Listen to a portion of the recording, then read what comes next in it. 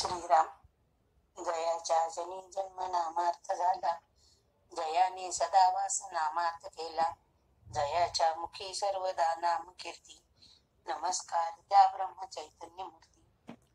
श्री समर्थ ब्रह्म चैतन्य गोंदलेकर महाराज की जय. श्रीराम समर्थ. श्रीराम. ओम नमो श्री आत्या वेद प्रतिपाद्या, जय जय स्वसंवेद्या आत्मरूपा. सर्वांना नमस्कार. नर्मदे हर, नर्मदे हर, नर्मदे हर.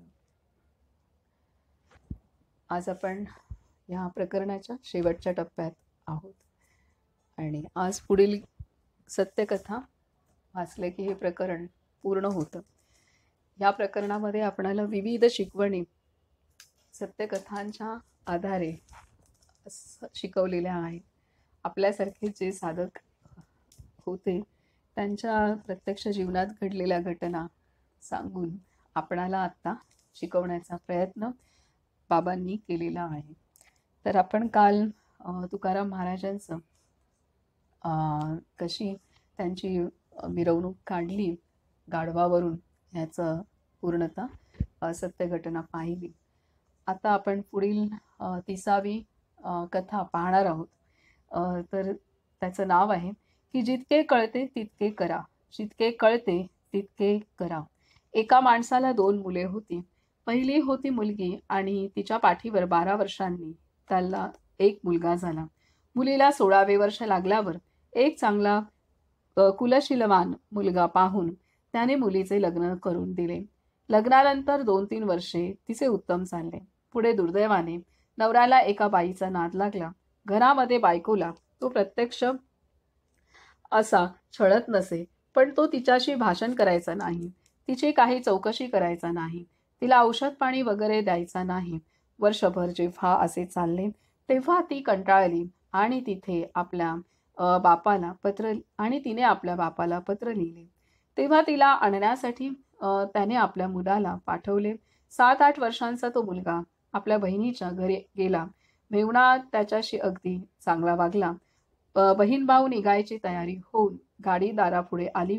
दोघे जण गाडीत बसल्यावर मेहुणा आपल्या बायकोला म्हणाला, आता मी बोलावीन तेव्हाच ये. मुलगी माहेरी आली व बापाने सहज विचारले, ते तुझ्याशी बोलतात का? मुलीच्या डोळ्यात पाणी आले आणि तिने मानेनेच नाही म्हणून सांगितले. ते पाहून मुलगा म्हणाला, बाबा, ताई खोटं बोलते. माझ्यासमोर ते तिच्याशी बोलले. बाप आपला गप्प बसला. तात्पर्य, व्यवहारामध्ये सुद्धा ज्याची जेवढी योग्यता असेल तेवढीच त्याला कळते. परमार्थात हाच नियम लागू आहे. आज आपल्याला संतांचे ग्रंथ पूर्णपणे कळणे शक्य नाही. साधक वृत्तीने राहून साधनाने बुद्धी शुद्ध होऊन तयार झाल्यावरच संतांच्या बोलण्याचा खरा अर्थ कळतो. ज्या भूमिकांची आपल्याला आज अंधुक कल्पना देखील नाही, त्याचे वर्णन वाचित असता आपण त्या शब्दांचा विपरीत अर्थ करतो. म्हणून ग्रंथाचा अर्थ लावीत बसण्यापेक्षा आज जितके कळते तितके आचरणात आणा, म्हणजे पुढचे आपोआप कळेल. परमार्थ हे जीवनाचे शास्त्र आहे. स्वतः आचरण केल्याशिवाय ते योग्य रीतीने कळणारच नाही. तर आता ह्या मुलाच्या आधारे आपणाला सांगितलेलं आहे. तिचा नवरा त्याने त्या मुलाच्या भावाच्या समोर, बायकोच्या भावाच्या समोर तिच्याशी बोलण्याचं नाटक केलेलं आहे.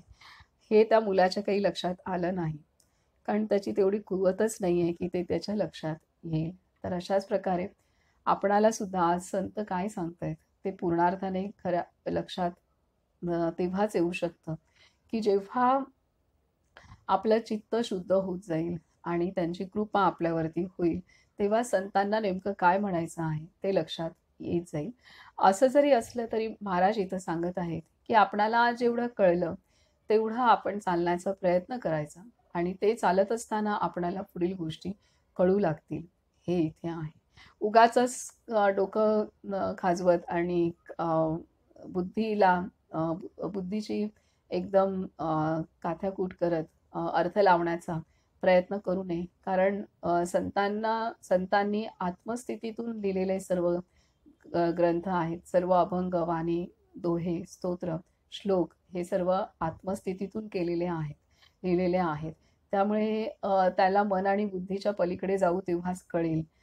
मनाच्या पातळीवरती किंवा बुद्धीच्या तर्काने, वितर्काने, मनाच्या कल्पनांनी कळणं अवघड आहे.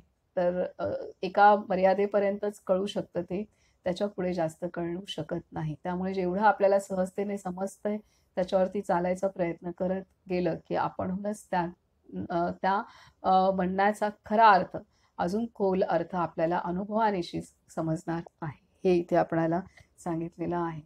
तर जसा हा लहान मुलगा होता, त्याला काही त्याच्या मेहुण्याचे चक्के पंचे काही त्याला भाऊजीचे त्याच्या काही कळले नाही. तसेच आपल्याला सुरुवातीला पूर्ण अर्थ नाही कळणार, हळूहळू करत उलगडू शकतो.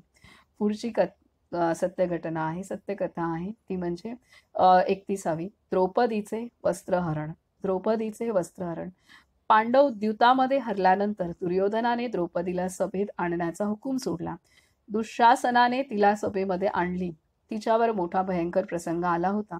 आता काय होणार म्हणून सर्व सभा तटस्थ बसली होती. द्रौपदीने धर्माला सांगितले, आपण माझे रक्षण करा. धर्म म्हणाला, सत्य हे माझे व्रत आहे, ते सोडून मला तुझे रक्षण करता येत नाही. तिने भीमाला विचारले तेव्हा भीम म्हणाला तिने भीमाला विचारले तेव्हा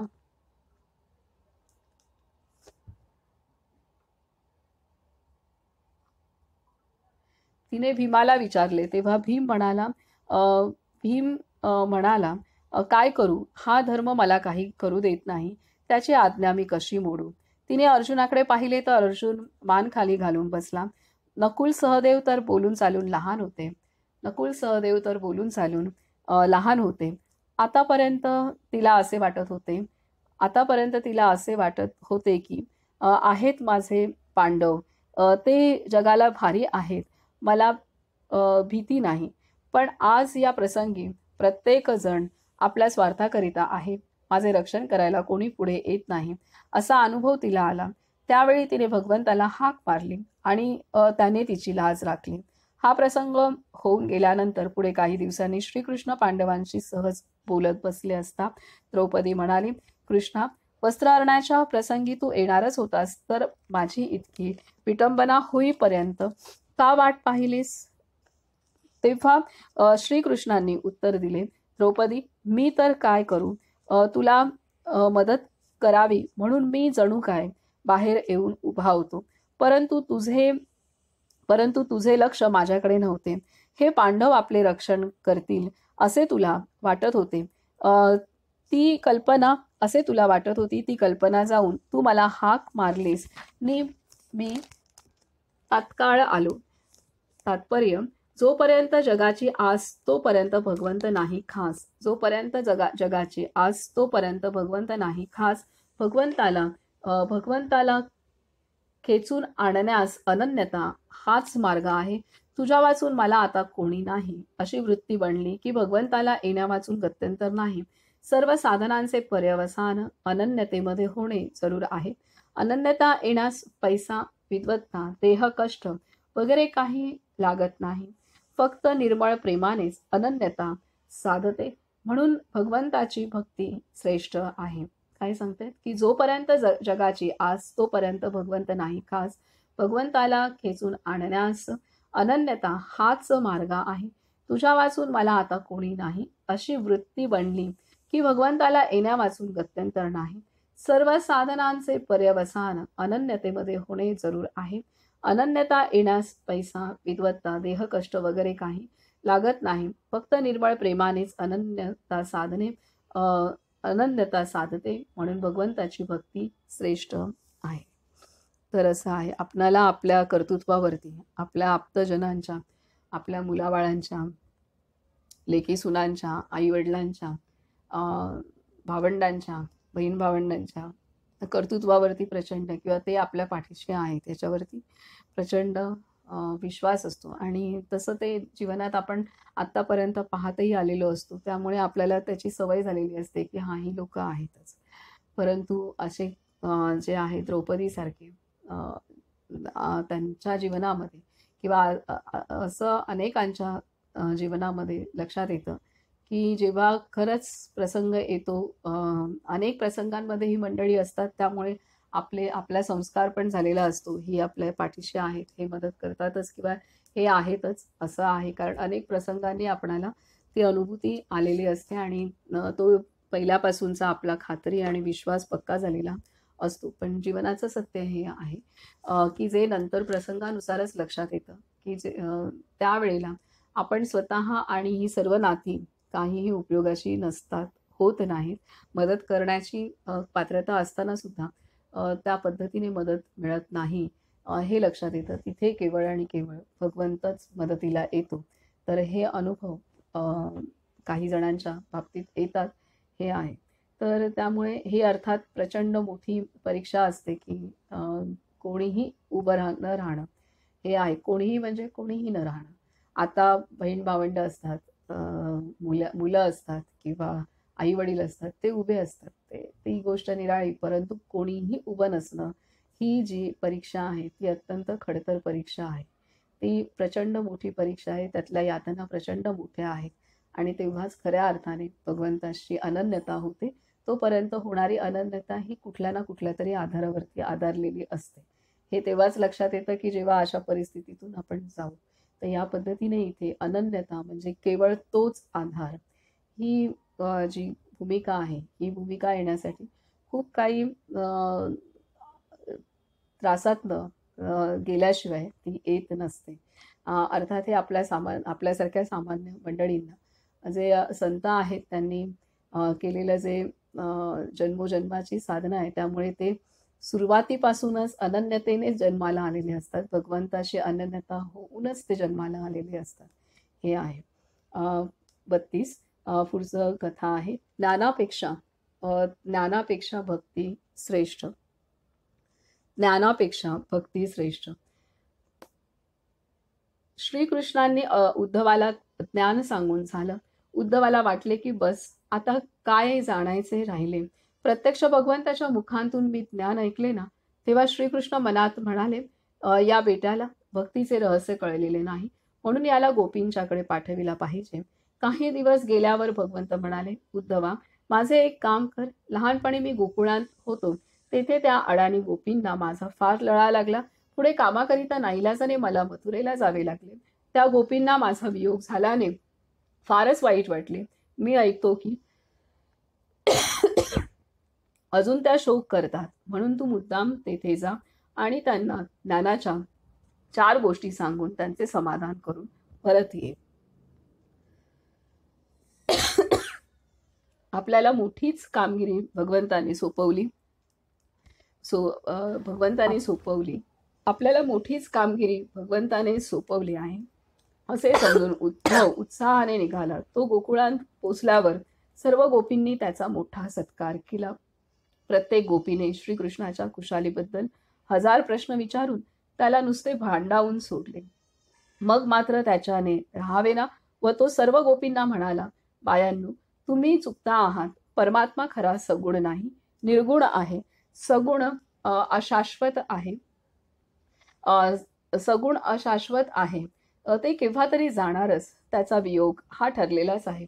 उद्धवाचे हे बोलणे ऐकून सगळ्या गोपी हसू लागल्या आणि बावरलेल्या उद्धवाला म्हणाल्या, उद्धवा, कृष्णाने तुला फसवले रे, फसवले. तो इतका मोठा झाला तरी त्याचा लहानपणचा नाटकी स्वभाव अजून जात नाही. अरे, कसले सगुण आणि निर्गुण, अशाश्वत आणि वियोग घेऊन बसला आहेस. आम्ही कृष्णा ये अशी हाक मारल्यानंतर न येण्याची त्याची छाती आहे काय? उद्धवा, आमच्या प्रत्येकीच्या हृदयात तो श्यामसुंदर बसलेला आहे. आम्हाला हवा तेव्हा आम्ही त्याला बाहेर काढून त्याच्याशी खेळतो. त्याच्या ज्ञानाला तू भुलू नकोस. त्याला तुझ्या प्रेमाचा चटका लाव, म्हणजे बघ तो कसा तुझ्या मागे मागे येईल. गोकुळामध्ये 1 महिनाभर उद्धव राहिला. रोज गोपी त्याच्या भोवती जमत आणि त्याला श्रीकृष्णाच्या बाललीला सांगत. त्या सांगताना सर्वांच्या डोळ्यांना अश्रुधारा लागत आणि सांगणाऱ्या गोपीचा कंठ दाटून येत झाले. उद्धवाची दृष्टीच बदलून गेली. ज्या दिवशी तो परत येण्यास निघाला त्या दिवशी वृंदावनाच्या मातीत तो अक्षरशः लोळला आणि सर्व गोपींना नमस्कार करून भगवंताच्या नामात दंग होऊन वाट पाहू लागला. तात्पर्य: भक्ती ही ज्ञानाची आई आहे. भक्ती ही ज्ञानाची आई आहे. मोठा ज्ञानी झाला तरी भक्तीचे रहस्य शिकण्यासाठी त्याला भक्ताकडेच जाणे जरूर आहे. नुसते ज्ञान कोरडे वांझ व तरकट असते. परमार्थाची सर्व गोडी साधनाचे सर्व माधुर्य, साधूंचे सर्व समाधान भक्तीमध्ये साठवलेले आहे. म्हणून भगवंताला नेहमी प्रार्थना करावी की भगवंता तुझी भक्ती मला दे. काय सांगतात की भक्ती ही ज्ञानाची आई आहे. भक्ती ही ज्ञानाची आई आहे. मोठा ज्ञानी झाला तरी भक्तीचे रहस्य शिकण्यासाठी त्याला भक्ताकडेच जाणे जरूर आहे. नुसते ज्ञान कोरडे वांझ व तरकट असते. परमार्थाची सर्व गोडी, साधनाचे सर्व माधुर्य, साधूचे सर्व समाधान भक्तीमध्ये साठवलेले आहे. म्हणून भगवंताला नेहमी प्रार्थना करावी की भगवंता तुझी भक्ती मला दे.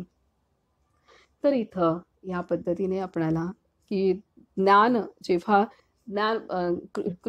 कृष्णाने अर्जुनाला ज्ञान सांगितल्यानंतर आणि त्याला ते पूर्ण पटल्यानंतर अर्जुन फार आनंदी झालेला आहे.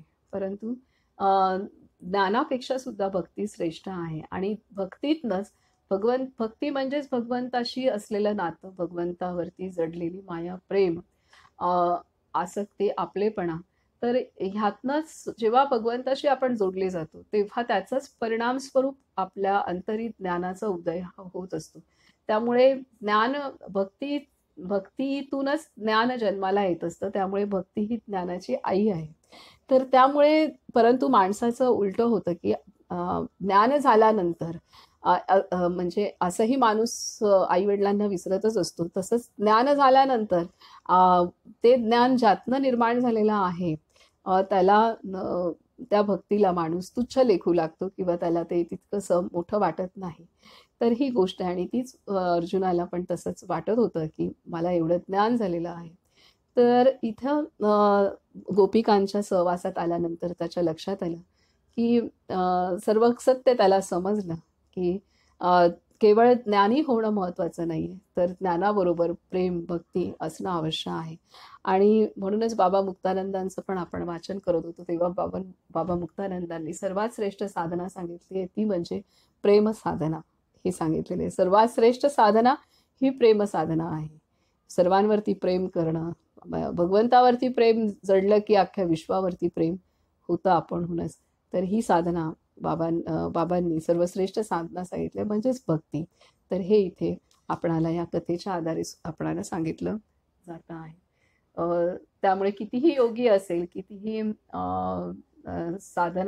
साधक असेल, योगी असेल, कितीही तपस्वी असेल, तरी सुद्धा त्याच्या अंतरामध्ये भक्ती म्हणजे प्रेम जागृत झालं नसेल किंवा प्रेमामध्ये त्याची साधना, तपस्या, ज्ञान जर परिवर्तित होत नसेल तर ते कोरडंच राहणार आहे. पूर्णत्वापासून तो वंचितच राहणार आहे. त्याला अनुभूती येतील, सर्व होईल, परंतु जो पूर्णत्वाची अनुभूती आहे ती येण्यापासून तो थोडा तरी का होईना पण वंचित हा राहणारच आहे. त्यामुळे भक्तीशिवाय हा पर्याय नाही. पुढे सांगतायत की 13 अंतस्त्यागी व बहिसंगी. रावणाने सीतेचे हरण केल्यावर रामचंद्र शोक करू लागले. ते पाहून पार्वती शंकराला म्हणाली, आपण ज्या देवाचे नाव अहोरात्र घेता तो आपल्या बायकोसाठी केवढा शोक करतो आहे ते पहा. पुष्कळ वेळा साधी माणसे सुद्धा इतका शोक करीत नाहीत. हे ऐकून शंकर म्हणाले, पार्वती तू चुकतेस. रामचंद्राचा हा शोक वरवरचा आहे, खरा नाही. भगवंताने मनुष्यदेह धारण केला आहे, त्याला अनुसरून तो वागतो आहे. पार्वती म्हणाली, आपण म्हणता हे मला खरे वाटत नाही, कारण सीता सीता असे म्हणून राम झाडांना आलिंगन देतो आहे. तो सीतेसाठी खरा वेडा झाला आहे. यावर शंकर म्हणाले, आपण असे करू, तू सीतेचे रूप घे आणि त्याच्या वाटेत जाऊन उभी राहा. काय होते ते आपण बघू. ठरल्याप्रमाणे पार्वतीने हुबेहूब सीतेचे रूप घेतले आणि रामचंद्र चालले होते त्या वाटेमध्ये जाऊन ती उभी राहिली. पण श्री रामचंद्रांनी तिच्याकडे लक्षच दिले नाही. बरेच वेळा पुढे येऊनही ते लक्ष देत नाहीत. असे असे पाहून पार्वती त्यांना म्हणाली, हे काय, मी सीता समोर आहे ना? त्यावेळी मात्र श्री रामचंद्र किंचित हसले आणि म्हणाले, जगन्माते, तू आदिमाया आहेस. तुझ्या तडाख्यांतून कोण सुटला आहे? पण ज्याने तुला ओळखली तिच्या पुढे तुझी नांगी पडली. मी तुला पक्का ओळखून आहे. तू परत जा. हे शब्द ऐकून पार्वती एकदम लाजली आणि मुकाट्याने परत गेली. तात्पर्य, ज्या व्यवहारामध्ये आपण आहोत त्याचे सोंग बरोबर बजावले पाहिजे, पण ते आतमध्ये मात्र शिरता कामाचे नाही. आतमध्ये भगवंताचे अनुसंधान ठेवावे व बाहेर प्रपंचाचे कर्तव्य करावे. हा खूप मोठा बोध दिलेला आहे. किती श्रीरामचंद्रांच्या सीतेवरचं प्रेम ते व्यक्त करत होते, परंतु अंतरी मात्र त्यांना पूर्णतः ज्ञान होतं. हे आहे देहामध्ये आल्यानंतर ज्या देहाच्या जी कर्तव्य आहे ते कर्तव्य, तो वियोग ते त्यातनं व्यक्त करत होते, परंतु ते काय करत होते याचं पूर्णतः भान त्यांना होतं आणि ते भगवान शंकरांनी ओळखलेलं होतं आणि त्याची प्रचिती पार्वतीने पण स्वतः घेतलेली आहे. त्यामुळे इथे दिलंय, अंतर्त्यागी आणि बहिसंगी. आतून ते निरासक्त होते आणि बाहेरून ते किती तिचा विचार करतायत, तिचा वियोग सहन होत नाही असं त्यांचा व्यवहार होता. कारण त्यांना जगाला ते दाखवायचं होतं. एकपत्नी व्रता आणि इतकं निस्सीम प्रेम असावं ही शिकवण त्यांना जगालाही ती द्यायची होती. हे आहे 34. हट्टाग्रह फार वाईट. हट्टाग्रह, काही शब्द वापरले. हट्टाग्रह फार वाईट. एका गृहस्थाचा संसार बराच मोठा होता. त्याला एकदम 6 मुलगे आणि 6 मुली व 4 मुलगे होते. त्या सर्वांचे करता करता त्याला नाकी 9 आले. पण परमेश्वराच्या कृपेने मुलींची लग्ने नीट पार पडली. मुलांचे शिक्षण चांगले होऊन प्रत्येक जण उद्योगाला लागला आणि त्याने स्वतः पेन्शन घेतले. पेन्शन घेतल्यावर संन्यास घ्यावा असे त्याच्या मनात येऊ लागले. तो म्हणे, मी या प्रपंचाला कंटाळलो आहे. मला येथे राहणे आता सहन होत नाही. मोठा मुलगा म्हणाला, बाबा तुम्ही आता अगदी स्वस्थ राहा. तुम्ही प्रपंचात लक्ष घालू नका. आम्ही सगळा व्यवहार करू. पण त्याने घरातून निघून जाण्याचा हट्टच धरला. तेव्हा नाईलाज म्हणून त्याच्या बायकोने आणि मुलांनी त्याला परवानगी दिली. तो काशीला गेला आणि तेथील तारका मठात त्याने संन्यासाश्रम घेतला. रोज भिक्षा मागून तो जेवीत असे. काशीमध्ये त्याच्या ओळखीची एक म्हातारी राहत होती. तो भिक्षा मागत आहे हे पाहून ती म्हणाली, स्वामी तुम्ही रोज माझ्याकडे भिक्षेला येत जा. तुम्हाला पुरेल एवढे अन्न मी घालीत जाईन. जास्त घरे फिरण्याचा त्रास नको. म्हणून संन्याशाने म्हातारीचे म्हणणे कबूल केले. 4 महिने याप्रमाणे चांगले गेले. पुढे म्हातारी आजारी पडली. तिला दुसरे कोणीच नव्हते, म्हणून संन्याशालाच तिचे खाणेपिणे व औषध पाणी करावे लागले. मठ सोडून तो तिच्याच घरी जाऊन राहिला.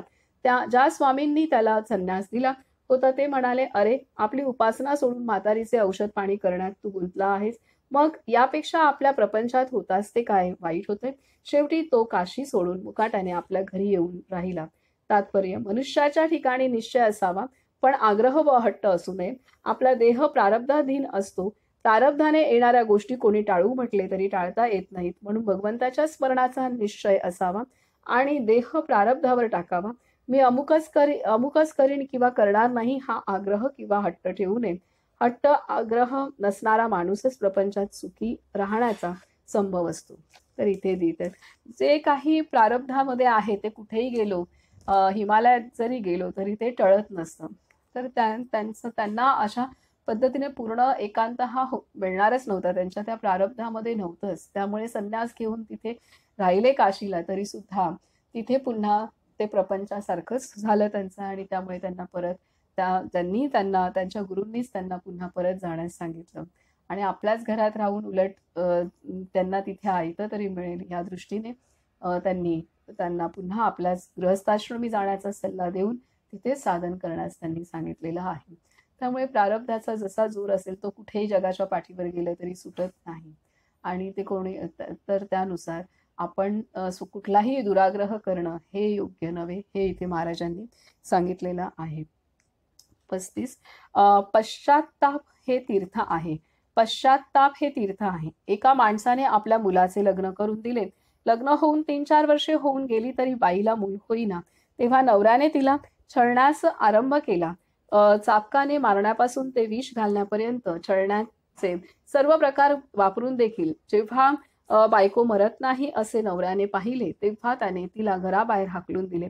घराबाहेर पडल्यावर तिने क्षणभर विचार केला आणि सरळ काशीची वाट धरली. प्रवासाची तिला एकदा सवय झाल्यावर तिने सर्व मोठी तीर्थे फिरण्याचे ठरविले. एकंदर 7-8 वर्षे अशा रीतीने ती फिरली आणि पुन्हा काशीला परत जात होती. त्याच सुमारास तिचा नवरा काशी यात्रेला निघाला. दोघांची उज्जयिनीला गाठ पडली. ज्या धर्मशाळेत बाई उतरली होती त्याच ठिकाणी तिचा नवरा उतरण्यास आला. बाईने त्याला चटकन ओळखले, पण आपण कोण याची ओळख दिली नाही. घरातून बाहेर पडल्याला 8 वर्षे होऊन गेली होती. शिवाय खाण्यापिण्याचे हाल सोसून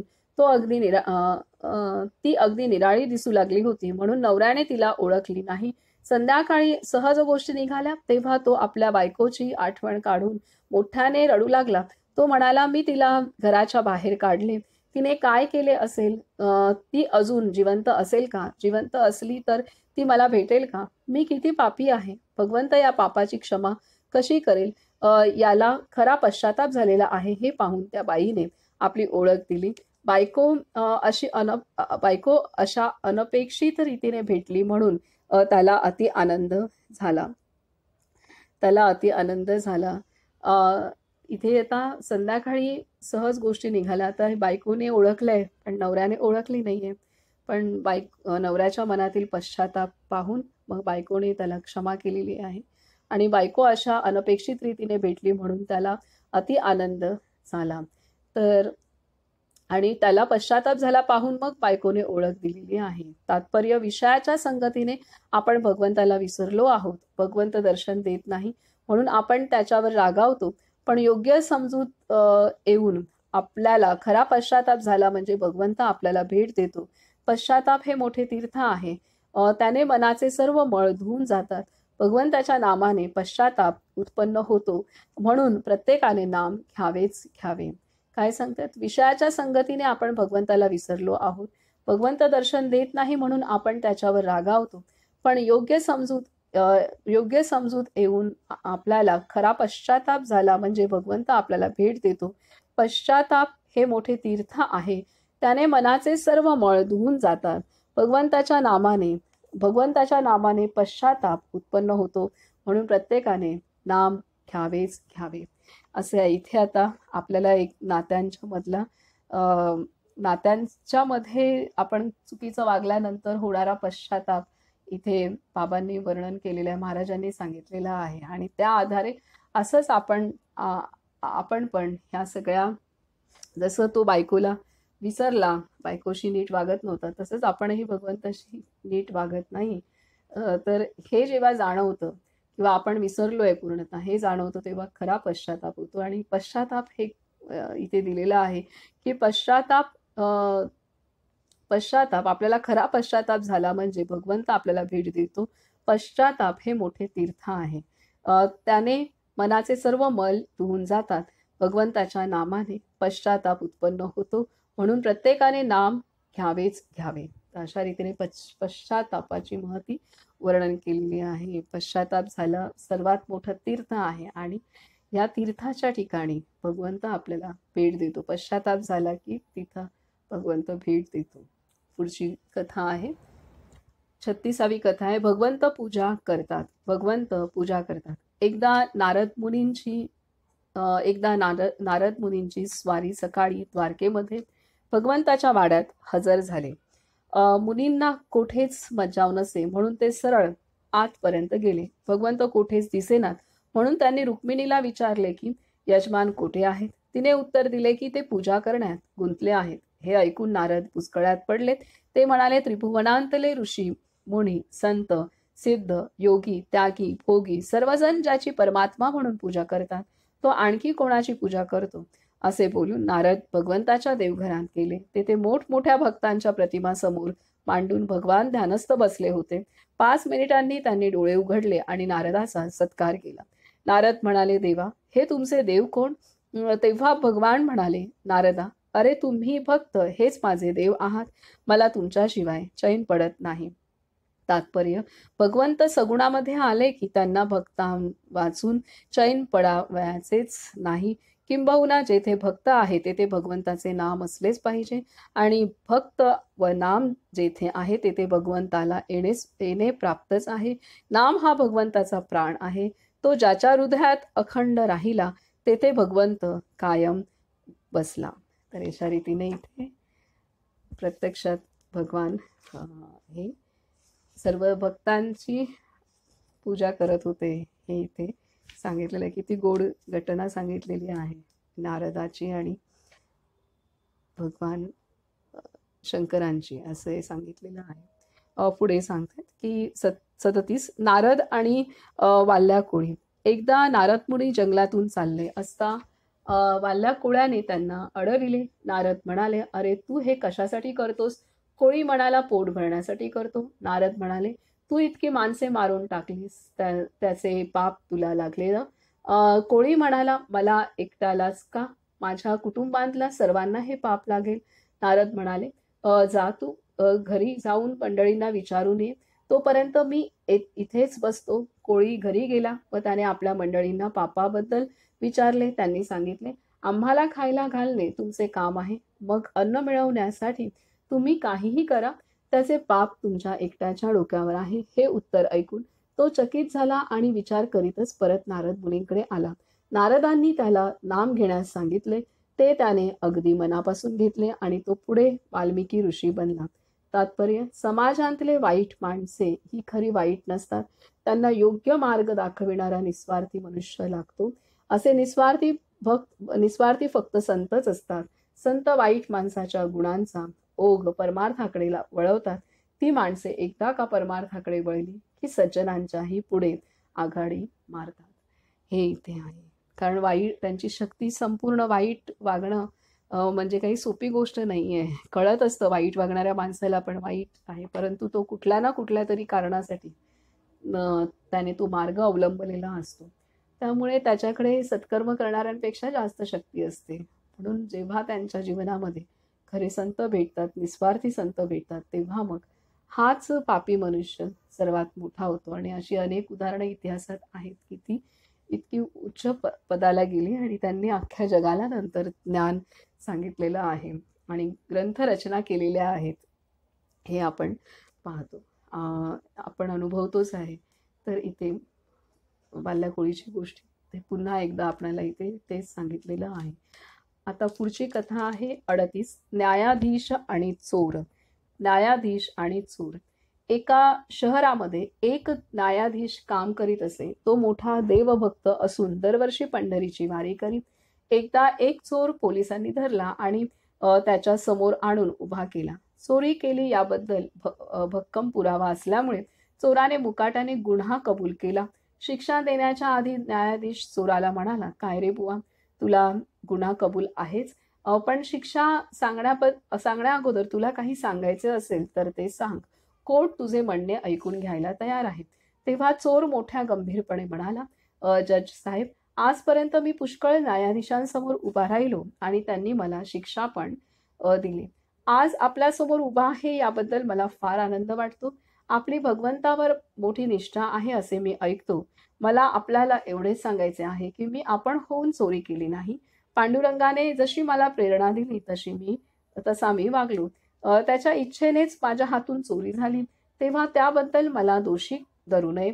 चोराचे बोलणे ऐकून कोर्टामधील लोक पाहतच राहिलेत. पण न्यायाधीश देखील पक्का होता. त्याने निकाल दिला की चोराचे म्हणणे मला पूर्णपणे मान्य आहे. ज्या पांडुरंगाने त्याला चोरी करण्याची प्रेरणा दिली तोच पांडुरंग त्याला शिक्षा देण्याची प्रेरणा मला करीत आहे. म्हणून चोरी जशी पांडुरंगाच्या इच्छेने घडली तशी त्याबद्दल शिक्षा ही देखील पांडुरंगाच्याच इच्छेने दिली जात आहे. चोराकडे वळून तो म्हणाला, तू 1 वर्षभर सक्त मजुरी भोगायला जा. तर अशा रीतीने ज्ञानाचा कसा विपरीत अर्थ लावून सोयीनुसार सर्वच माणसे लावत असतात, तसाच ह्या सुराने पण लावलेला होता. तात्पर्य, खोटा वेदांत हा असा असतो, परमात्मा सर्व करतो अशी ज्याची खरोखर भावना आहे त्याच्या हातून कधीही अनिती व स्वार्थमूलक वाईट गोष्टी घडायची नाही. तो आपले कर्तव्य योग्य रीतीने करील, पण आसक्ती नसल्यामुळे सुखदुःख त्याला बाधणार नाही. हे इथे सांगता आहेत. असंच आहे आता सगळीकडे असाच उलटे अर्थ सोयीनुसार सर्व अर्थ लावण्याची सवय माणसाला आहे, त्यामुळे तसं घडतं. 39 हा मार्ग आपला नव्हे, हा मार्ग आपला नव्हे, एक मनुष्य लहानपणापासून साधनामध्ये असे. भगवंताच्या कृपेने एक सत्पुरुष त्याच्या घरी आले आणि त्याला कृतार्थ करून गेले. आपले तर काम झाले, पण एकदा तीर्थक्षेत्रे हिंडून अनेक संत पाहावेत म्हणून 12 वर्षे सबंध भारतखंड हिंडला. घरी येऊन राहिल्यावर त्याचे लग्न बिग्न झाले. त्याला 2-3 मुले झाली आणि अशा रीतीने संसार चालला होता. पुढे गावामध्ये प्लेगची साथ आली आणि ती मध्ये त्याची बायको, 3 मुले, वडील 2 भाऊ, इतकी माणसे मृत्यू पावली. आई आणि हा एवढी 2च माणसे घरात शिल्लक राहिली. वर्ष 6 महिने गेल्यावर आई एकदा म्हणाली, बाळ, जन्मास आल्यासारखे काशीला जाऊन एकदा गंगा स्नान करावे आणि विश्वेश्वराचे दर्शन घ्यावे असे माझ्या मनात आहे. तू मला काशीला घेऊन चल. साधू म्हणाला, आई चल, माझी केव्हाही तयारी आहे. मग उद्या आपण निघायचे का? आई म्हणाली, नाही रे, यावर्षी नाही. तुझी बहीण बाळणपणाला येणार आहे, तिचे कोण करील? हे ऐकून साधू गप्प बसला. दुसऱ्या वर्षी साधूने विचारले, आई आता आपण काशीला जायचे का? आई म्हणाली, नाही रे, यावर्षी नाही. नुकतीच मी लोणची घातली आहेत, त्यांच्याकडे बघायला पाहिजे, नाही तर ती बुरशी येऊन नासून जातील. हे ऐकून साधू गप्प बसला. तिसऱ्या वर्षी साधूने विचारले, आई आपण काशीला जायला निघायचे का? आई म्हणाली, काय करावे रे, माझ्या मनात निघायचे फार आहे, पण आपण घर सोडून गेलो तर हे गावचे लोक घराचा वासा देखील शिल्लक राहू देणार नाहीत. त्यावेळी साधू गप्प बसला. त्याच दिवशी रात्री 11 वाजता सगळे लोक स्वस्थ निजले असता त्याने स्वतःच आपल्या घराला आग लावून दिली. आग चांगली भडकल्यावर आपण आरडाओरड केली. गावचे लोक जमले आणि घरांतील सामान काढण्याचा प्रयत्न करू लागले, पण आग लागून पुष्कळ वेळ झाला असल्यामुळे बहुतेक सर्व सामान जळून गेले होते. फक्त एक गाठोडे सुरक्षितपणे बाहेर निघाले. आग शांत झाल्यावर ते सोडून पाहिले तर त्याच्यामध्ये संतश्रेष्ठ श्री तुकाराम बुवांची गाथा आढळली. घराची राख आपल्या व आईच्या कपाळाला लावीत साधू म्हणाला, आई आता आपल्या घराचा वासा जायची भीती उरली नाही, आता काशीला चलायचे ना? आई म्हणाली, चल बाबा, आता इथे आपले काय शिल्लक उरले? त्याच दिवशी दोघे जण काशीला निघून गेले. तात्पर्य, प्रपंचाचा लोभ भगवंताच्या आड येतो ही गोष्ट खरी, मग त्याच्यातून मोकळे होण्यास आपल्या हाताने त्याचा नाश करणे हा एक मार्ग आहे. ज्याची तशी तयारी असेल त्याने प्रपंचाचे पाश बसल्या बैठकीला तटातट तोडून टाकावेत आणि भगवंताच्या मार्गाला जावे. त्याने पुन्हा मागे पाहू नये. हा एक मार्ग आहे, पण तो प्रापंचिकाचा मार्ग नव्हे. प्रापंचिकाने विवेकाने आणि उपासनेने हळूहळू आसक्तीमधून सुटावे. आता हा गृहस्थीच होता, परंतु सर्व काही नाती गोती सर्व सोडून निघून गेले ते प्लेगच्या साथीमध्ये आणि आई आणि तोच शिल्लक राहिला. त्यामुळे त्याचे पाश आई व्यतिरिक्त बाकी कोणीच नव्हते. त्यामुळे त्याने अशा कृती करून आईचा काय आसक्ती सुटत नाही, त्यामुळे त्याने स्वतःच आईची आसक्ती सुटवण्यासाठी स्वतःच्या घराला स्वतःच आग लावली आणि आईला त्या आसक्तीतून मुक्त केलं आणि तो काशीला गेला. तर हा एक मार्ग आहे, परंतु जे प्रापंचिक आहे, जी कर्तव्य बाकी आहेत, त्यांनी मात्र इथे दिलेलं आहे की विवेकाने आणि उपासनेने हळूहळू आसक्तीमधून सुटावे, हे इथे आहे. परंतु ज्यांना अशी संधी आहे त्यांनी मात्र त्या संधीचं सोनं करावं, हेही सांगितलेलं आहे. पुढे सांगतात 40 मृत्यूला घाबरू नये. एका खेडेगावामध्ये एक साधू राहत होता. त्याला एकच मुलगा असून तो पुण्याला नोकरीला असे. साधू अगदी प्रापंचिकाप्रमाणे वागत असे, म्हणून त्याची प्रसिद्धी फारशी नव्हती. थोडेच पण साधनी लोक त्याच्याकडे नेहमी येत. एके दिवशी सकाळी ज्ञानेश्वरीचे निरूपण झाले आणि जी 5-10 मंडळी ऐकायला आली होती त्यांना साधू शांतपणे म्हणाला, आम्ही उद्या सकाळी जाणार. हे त्याचे बोलणे ऐकून लोकांना अर्थात वाईट वाटले, पण एक जण म्हणाला, आज आम्ही आपल्या मुलाला तहार करतो, तो परवा सकाळी येईल आणि मग आपण जावे. साधू म्हणाला, तरी हरकत नाही. लोकांनी मुलाला तार केली आणि त्याप्रमाणे मुलगा 3रे दिवशी सकाळी आला. मुलगा आल्याबरोबर त्याने वडिलांना साष्टांग नमस्कार घातला. साधू म्हणाला, तू आलास, बरे झाले. पांडुरंगाला विसरू नकोस. त्याचे नाम घेत जा, तुझे कल्याण होईल. बरे तर मी येतो. एवढे बोलून श्रीराम श्रीराम असे दोनदा म्हणताच त्याने देह ठेवला. तात्पर्य: भगवंताच्या अनुसंधानात जो राहिला त्याने काळावर सत्ता गाजवली. अशा लोकांना मरणाचे भय कोठून असणार? भगवंताला सर्वस्व दिल्यामुळे त्यांना वासना उरत नाही, आणि वासना उरली नाही तेथे काळाचा शिरकाव होत नाही. म्हणून आपण नेहमी नामात राहावे. कुठेच आसक्ती नसल्यामुळे त्यांना जाणवलं आता आपला अंतकाळ आलेला आहे. त्यामुळे आसक्ती कुठेच नव्हती, आणि त्यामुळे त्यांनी आपल्या डोळ्यांसहित आपल्या जागृतावस्थेत त्यांनी नामासहित आपला प्राण त्यागलेला आहे, स्वतःहून त्यागलेला आहे. तर हे आहे, काळावर असा विजय प्राप्त होतो, हे इथे महाराज सांगतायत. पुढे आहे 41. गुरु ओळखावा कसा? मारुतीराय जेव्हा सीतेच्या शोधार्थ निघाले तेव्हा ते श्रीरामरायाला म्हणाले, रामा, तुमची सीता मी ओळखू कशी? तिची काहीतरी खूण मला सांगा. श्रीरामराय म्हणाले, रंगाने पुष्कळ गोरी, उंच पण सडसडीत बांधा असलेली, हरिणीप्रमाणे डोळे असलेली, काळे आणि लांब केस असलेली, नाक सरळ आणि नाजूक असलेली, अशी माझी सीता आहे. परंतु मारुतीला ते काही केल्या समजेना. तेव्हा रामराय म्हणाले, हे बघ, तुला मी एक मुख्य खूण सांगून ठेवतो. ज्या ठिकाणी आजूबाजूच्या झाडांतून, दगडांतून आणि इतर वस्तूंमधून माझ्या नामाचा ध्वनी ऐकू येईल तेथे माझी सीता आहे असे नक्की समज. त्या खुणेवरून अशोकवनामध्ये मारुतीला सीता सापडली. तात्पर्य: ज्याला सतत नामाचा ध्यास लागलेला असेल, भगवंताच्या नामात जो तल्लीन झाला असेल, नामामध्ये जो मीपणाने मेला असेल, तो संत आहे असे खात्रीने समजावे आणि त्याला गुरुपद द्यावे. हे इथे सांगितले. कोण गुरु होऊ शकतं? तर त्याचा मीपणा पूर्णतः विरून गेलेला आहे, आणि जो सदैव आत्मलीन स्थितीमध्ये नामामध्ये राहतो, तर त्यालाच गुरुपद द्यावं असं इथे महाराजांनी स्पष्ट सांगितलेलं आहे. पुढे सांगतात 42. संतांचा व्यवहार.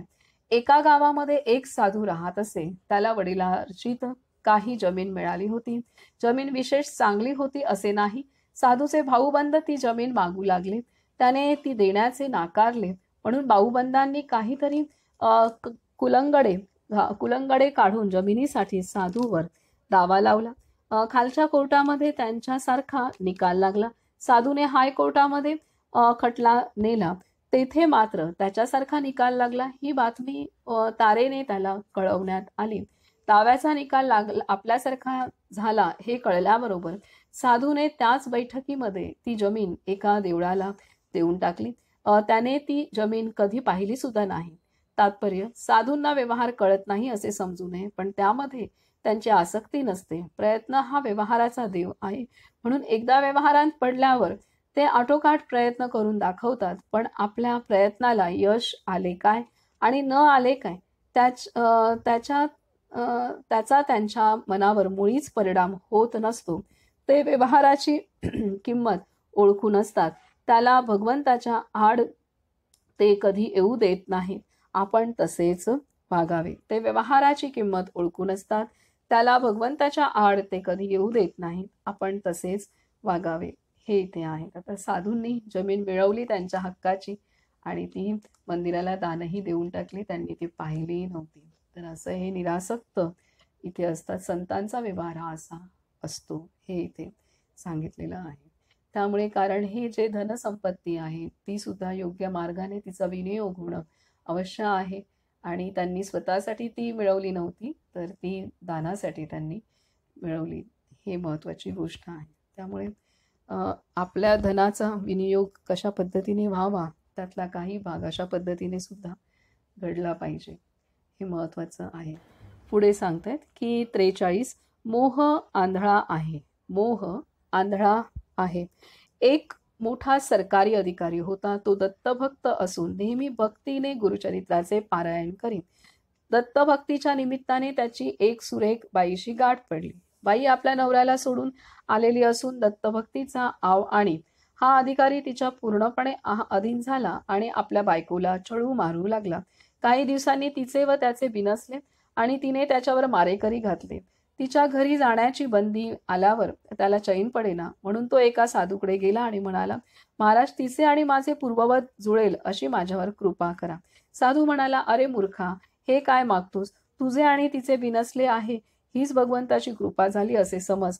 तिला आता सोडून दे.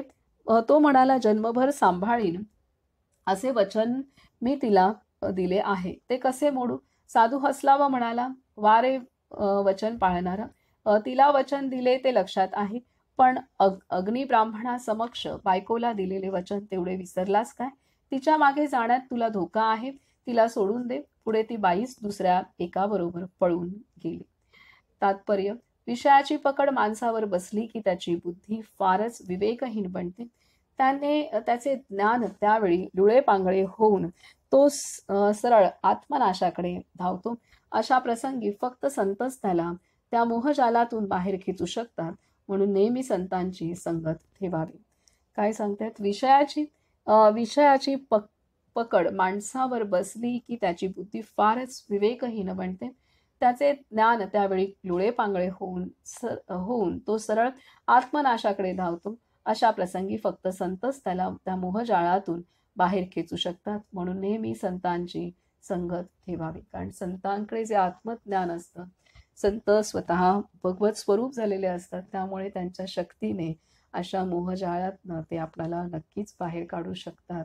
आणि केवळ संतांकडेच तेवढं सामर्थ्य आहे, आणि ते सामर्थ्य आपल्या साधकाच्या उद्धारासाठी ते वापरतात सुद्धा.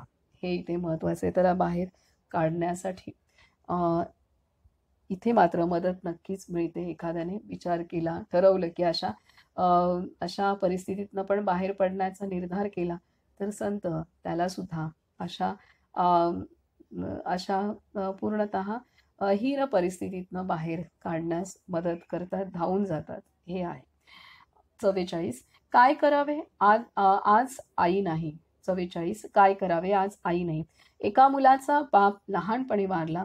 जवळ फारसे पैसे नसल्यामुळे आईला लोकांकडे कष्ट करून मुलाचे शिक्षण करावे लागले. पण मुलगा फार सात्विक होता. मोठा झाल्यावर त्याला नोकरी लागली, त्याचे लग्न झाले आणि त्याचे बरे चाललेले पाहिल्यावर काही दिवसांनी आई वारली. अशी 2-4 वर्षे गेली आणि त्याला एक अतिमोठ्या अधिकाराची जागा मिळाली. त्याचे ऐश्वर एकदम वाढले. हे सगळे झाले तरी तो नेहमी उदास असे. त्याच्या बायकोने उदासपणाचे कारण शोधण्याचा पुष्कळ प्रयत्न केला, पण तिला यश आले नाही. एकदा त्याचा एक बालमित्र त्याला भेटण्यास आला. त्याला ती म्हणाली, भाऊजी, माझे एक काम करा. आमची परिस्थिती उत्तम आहे, हे तुम्ही पाहिलेच आहे, पण असे सगळे असून ते नेहमी उदास असतात. त्याचे कारण त्यांच्याकडून काढून घ्या. दुसऱ्या दिवशी रात्री जेवणखाण झाल्यावर मित्र बोलत बसले होते. मित्राने विचारले, काय रे बाळ, कालपासून मी पाहतो आहे, तू उदास का असतोस? हा प्रश्न ऐकल्याबरोबर त्याच्या डोळ्याला पाणी झाले. तो म्हणाला, तू म्हणतोस ते खरे आहे, पण मी तरी काय करू? आईने कसे कष्ट काढले, किती मानहानी सोसली, किती काळजी केली आणि मला लहानाचा मोठा केला. आज माझे ऐश्वर्य पाहायला ती नाही, याचे मला फार वाईट वाटते. हे ऐकून मित्राच्या डोळ्याला देखील पाणी आले. तात्पर्य: आज आपण ज्या स्थितीत आहोत ती भगवंताच्या कृपेने आली आहे, अशी भावना ठेवली तर त्याचे स्मरण राहून अभिमान वाटणार नाही. तर हे ते अभिमान टाळण्याचा उपाय म्हणजे भगवंताचं स्मरण प्रत्येक स्थितीमध्ये असणं हे महत्वाचं आहे. आणि ह्या मुलाच्या आधारे आपल्याला ते सांगितलेलं आहे. एवढं ऐश्वर्य प्राप्त झालं तर तरी त्याला आईची आठवण येत होती, तिच्या कष्टांची आठवण येत होती. हे महत्वाचं आहे. तर पुढे सांगतायत 45. जसे अन्न तशी वासना. एका गावामध्ये एक अत्यंत गरीब पण अत्यंत निस्पृह असा ब्राह्मण राहत असे. त्याचे आचरण आणि त्याची वृत्ती एखाद्या ऋषीप्रमाणे होती. काही कामानिमित्त एकदा तो एका शहरी गेला. तेथे एका व्यापाऱ्याने त्याला जेवायला बोलावले. जेवण झाल्यावर तो दिवाणखाण्यात बसला. तेथे एका टेबलावर चांदीची काही सुंदर भांडी ठेवलेली होती. त्यापैकी एक भांडे आपण घ्यावे अशी वासना ब्राह्मणाच्या मनात उत्पन्न झाली. त्याला स्वतःलाच आश्चर्य वाटले व तो आपल्याशीच म्हणाला, तो आपल्याशीच म्हणाला, मला आज का बरे ही पापवासना, या घराच्या अन्नाचा तर हा परिणाम नव्हे ना. व्यापाऱ्याने आपला पैसा कशा रीतीने मिळवला आहे याची त्याने बारीक चौकशी केली. तेव्हा अनेक लोकांच्या मुंड्या मुरगाळून त्याने आपली संपत्ती वाढवली होती असे त्यास कळले. तात्पर्य: वाईट वृत्तीच्या माणसाचे अन्न खाल्ल्यावर वाईट वृत्ती व्हावी यात चूक नाही. वाईट वृत्तीच्या माणसाचे अन्न खाल्ल्यावर वाईट वृत्ती व्हावी यात चूक नाही. तर अशा रीतीने इथे वृत्तीचं जसं अन्न तसं मन तयार होतं हे इथे सांगितलेलं आहे. तर अशा रीतीने ह्या 45 कथा सत्य घटना ह्या सांगून झालेल्या आहेत. इथे आपण थांबूयात, महाराजांचं नाम घेऊयात. अत्यंत सुंदर कथांच्या आधारे आपणाला सर्व परमार्थाचा सार ह्या 45 कथांमध्ये आपणाला समजवलेल्या आहेत. या सर्व कथा सत्यकथा आहेत. आता पुढच्या कथा ज्या आहेत त्या रूपक कथा आहेत, दृष्टांत देऊन सांगितलेल्या आहेत. त्याही 46, 47 कथा आहेत. त्या आपण आता वाचू. थोडा एक 4 दिवसांचा, उद्या आपण घेतलं तर अर्धच होईल, तर त्याच्यामुळे आपण डायरेक्ट एक 3-4 दिवसानंतर आपण सुरू करूया. आता आपण महाराजांचं नाम घेऊया. श्रीराम जय राम, जय जय राम. श्रीराम जय राम, जय जय राम. श्रीराम जय राम, जय जय राम. श्रीराम जय राम, जय जय राम. श्रीराम जय राम, जय जय राम. श्रीराम जय राम, जय जय राम. श्रीराम जय राम, जय जय राम. श्रीराम जय राम, जय जय राम. श्रीराम जय राम, जय जय राम. श्रीराम जय राम, जय जय राम. श्रीराम जय राम, जय जय राम. श्रीराम जय राम, जय जय राम. श्रीराम जय राम, जय जय राम. श्रीराम. राजाधिराज सद्गुरुनाथ श्री ब्रह्म चैतन्य गोंदवलेकर महाराज की जय. सब संतन की जय. बाल गोपाल की जय. जय जय रघुवीर समर्थ. नर्मदे हर, नर्मदे हर, नर्मदे.